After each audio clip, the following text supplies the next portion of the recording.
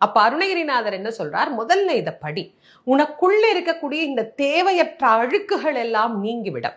அப்பதான் அவனுடைய பேரின்ப அனுபவத்தை நம்மால் என்ன பண்ண முடியும், அனுபவிக்க முடியும் அப்படின்னு சொல்ற.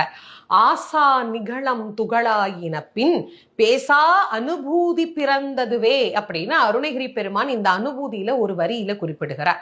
ஆசா நிகழம் துகளாயின பின், நம்முடைய ஆசைகள் என்று சொல்லக்கூடிய கட்டி வச்சிருக்கிறோம் பாருங்க விலங்கு, நல்வினை தீவினை, நல்ல ஆசை கெட்ட ஆசை, எல்லாமே ஆசைதான். எல்லா ஆசைகளும் என்றைக்கு துகளாய் போகிறதோ, என்றைக்கு நம்மளை விட்டு பறந்து போகிறதோ, அப்போ ஒரு நிலை வரும், பேசா அனுபூதி. இந்த ஆன்மா இறைவனோடு மட்டும்தான் அப்ப பேசும், வேற எதனோடையும் அது பேசாது. அந்த பேசா அனுபூதி பிறந்ததுவே. அவருக்கு எப்படி பிறந்தது என்பதை அவர் இதிலேயே நமக்கு பதிவு செய்து காட்டு.